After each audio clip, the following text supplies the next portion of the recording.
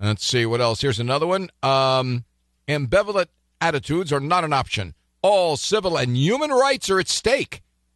So, in other words, without a liberal Supreme Court left to the tender mercies of the founding fathers, our human rights are at stake?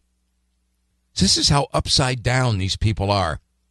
Here's somebody else who tweeted, the president is likely to nominate someone more conservative than Kennedy, a swing vote who has sometimes sided with liberals on key issues. Oh, that's from NBCnews.com. Somebody named Thor. As a member of the LGBTQ community, Justice Kennedy being replaced threatens my rights. Now, think about this. These people live in a world where they need a court to secure what they say are their rights. And without the court, I mean, they're left floating around out there in a constitutional republic, untethered to anything and being abused and persecuted and whatever. It also threatens the rights of minorities, women, and Muslims. Trump must not be allowed to replace him before November. Let the people speak first. And here's Charlie Schumer. Will Republicans and President Trump nominate and vote for someone who will preserve protections for people with pre-existing conditions? Now, wouldn't you think if you were talking about a court, a Supreme Court justice that was being nominated, shouldn't that have been, it's important that the president nominate somebody who will defend and protect the Constitution? Isn't that no, instead, the first thing that comes to mind is a policy issue that he wants emblazoned into law forever by an activist court. It's a real window into their brains. Will Republicans and President Trump nominate and vote for someone who will preserve protections for people with pre-existing conditions? Or will they support a justice who will put health insurance companies over patients? No, I don't have to go with any particular health insurance company, Charlie. When the government is the only health insurance company, what happens if I'm in big trouble health-wise and they don't want to help me? Where do I go then? And the answer is, I don't go anywhere. I just die. Because that's what the left does. The left tries to control your behavior, and when you find ways to slither out of their control, they seal off the exits. Or put the federal government between a woman and her doctor. Wait a minute. Hold on a second. You just said the government should be in charge of health care, and now you're saying the government should have nothing to say about what you claim is women's health care, which, of course, it's not, abortion. I'm a little confused. I'm getting whiplash here, Chucky.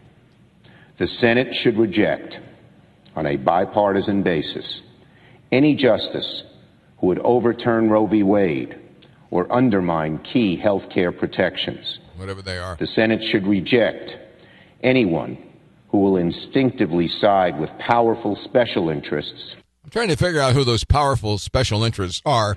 Over the interests of average Americans. Our Republican colleagues in the Senate should follow the rule they set in 2016. Okay. Now, here comes, you're going to hear a lot of this from every Democrat, and it is fundamentally flawed as an argument.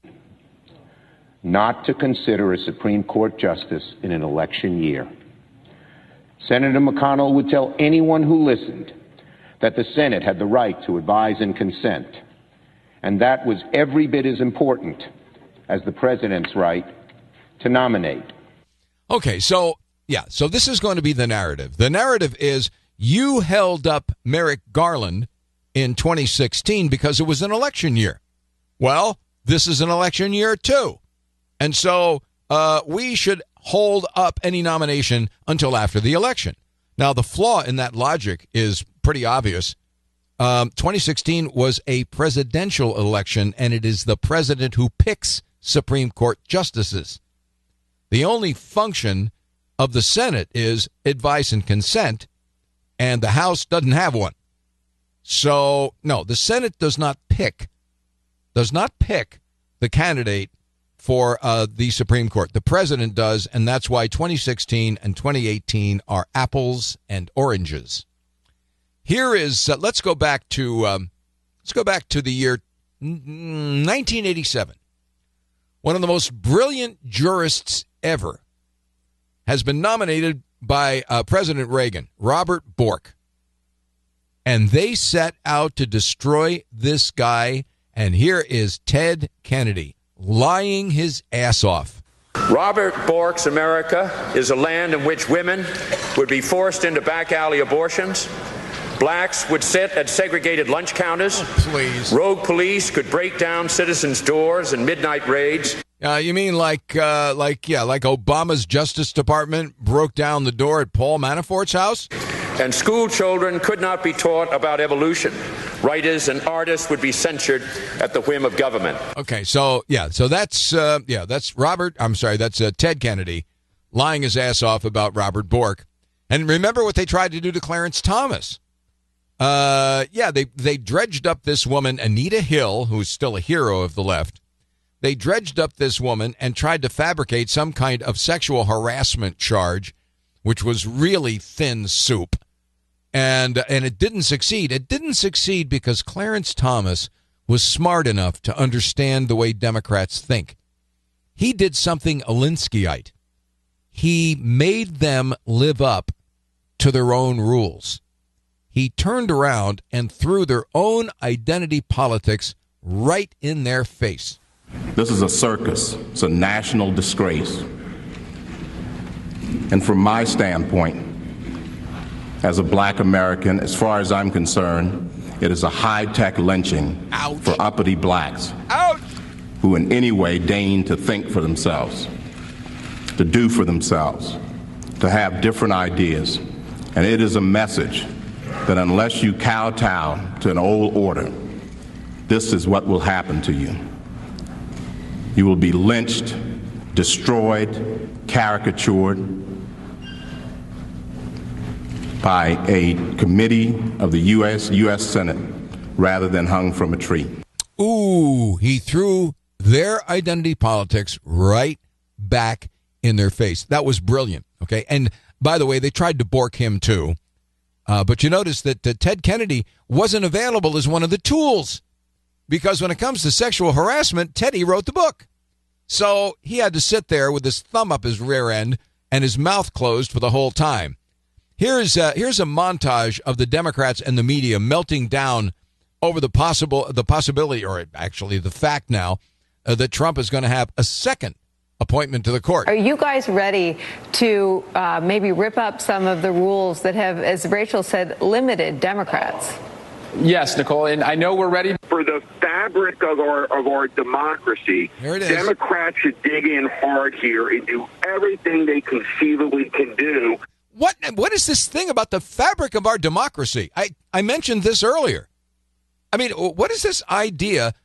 I mean, what is it these people view our democracy as? We're ripping apart the fabric of our democracy because we want to protect and abide by the Constitution of the country? I'm sorry, I'm just a little confused. To block this nomination, any nomination, from going forward.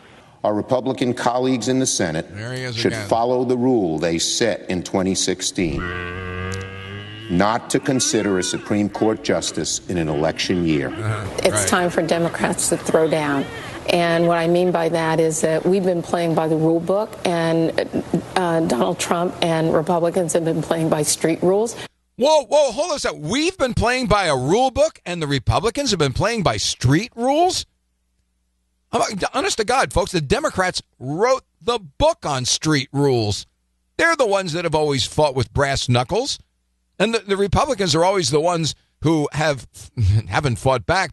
Whatever fighting they do, it's the Marquess of Queensberry rules, and they always end up getting beat. Of course, maybe she's referring now to a president that's got the balls to actually talk back to these people. Chris Matthews is having a cow. Well, I don't think the Democrats should allow even meetings to occur with Trump's nominee, to fill this vacancy by Justice Kennedy. I think they have to fight eye for an eye for what happened in 2016. We've got an election in 4.5 months. There's no reason to consider a replacement on the Supreme Court in that time. No reason given the history of what happened. Let's watch McConnell now. I'm telling you, they have no right to bring this up after what they did in 2016. If they don't use everything they've got, if they don't play hardball, I think they're through. I know the Democratic base. They are very angry about this leadership. They feel it is not fought hard enough against Trump. They cannot let this happen. They have to play hardball. They've got to do exactly to the other side what Mitch McConnell did to them. Play hardball and win. They must prevent the Republican-controlled Senate to pick another justice on this hard right court. I tell you, the Democratic base is wired now for a revolt. This will be the trigger for it. If they allow this, they shouldn't have a meeting with any of his nominees. They shouldn't have any hearings. They shouldn't show up for any hearings. They should fight this tooth and nail. I'm telling you, I know politics. And right now, this is the time for the Democratic base to roar up and say no more of this crap. I don't mean to interrupt, but we are hearing from the president on this issue, and I do want to listen to his comments. He's not going to decide this thing. This is time for vengeance for what happened 2 years ago, and if they don't reach the vengeance now... God almighty. What happened 2 years ago and this year are two different things. As I pointed out earlier, Jay Sekulow, attorney to the president, or one of them, what say you? Well, look, I think I've litigated Supreme Court cases in front of Anthony Kennedy for 3 decades. So, and about 80% of the time he ruled in our favor. About 20% of the time he did not.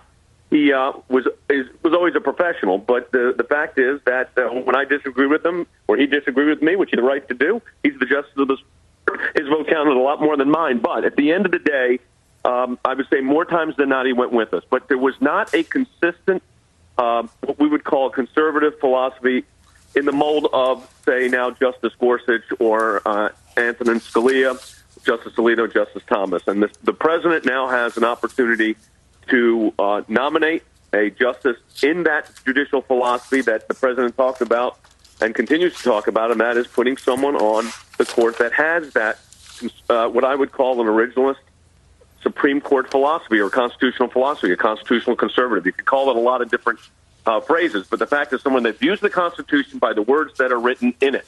You amend the Constitution through an amendment process, not through judicial fiat, and I think that's what you'll see in a Supreme Court nominee. Well, hopefully. More on this right after the break.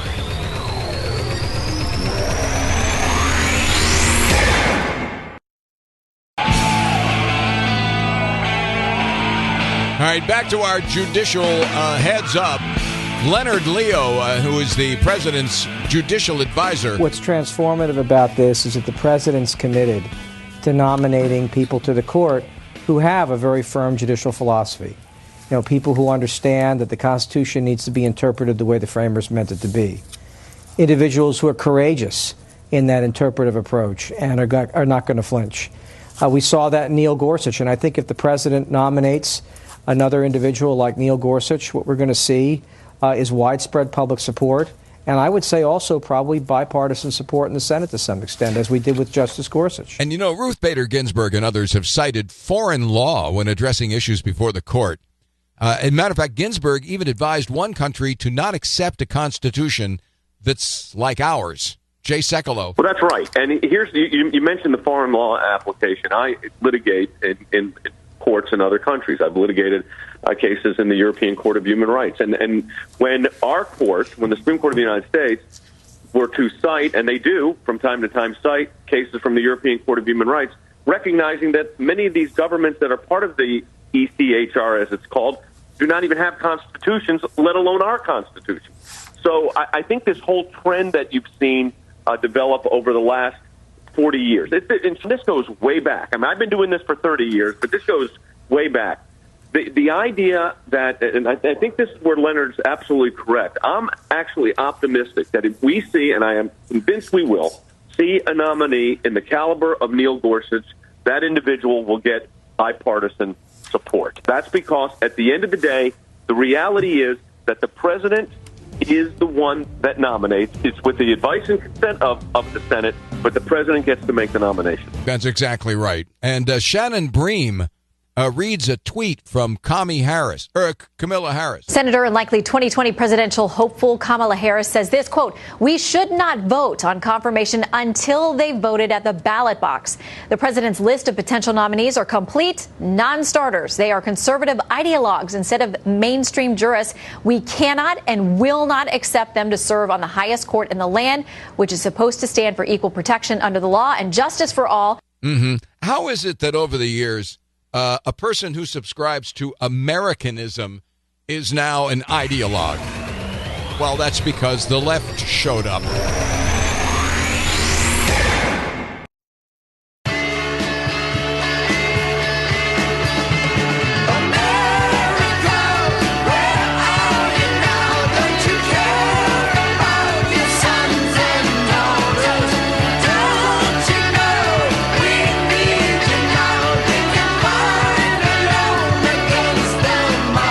But if he gets replaced by a hardline social conservative, the Democratic leadership will have hell to pay. And Roe v. Wade is doomed. It is gone because Donald Trump won the election. What is important are the issues that will change if a president's nominee is going to go through that changes the course of our history today. Justice Kennedy's career has been marked by his devotion to a simple, straightforward, and enduring principle that we are a government of laws, not of men. Our Constitution, our form of government, is built on a bedrock value. Self-government, yes, but self-government with a purpose, which is individual liberty. Yes, we're built on the bedrock. Yeah, and the liberals are out there with jackhammers. That was Reagan talking about Justice Kennedy. From the War Room, it's Quinn in the Morning. Judge Napolitano has...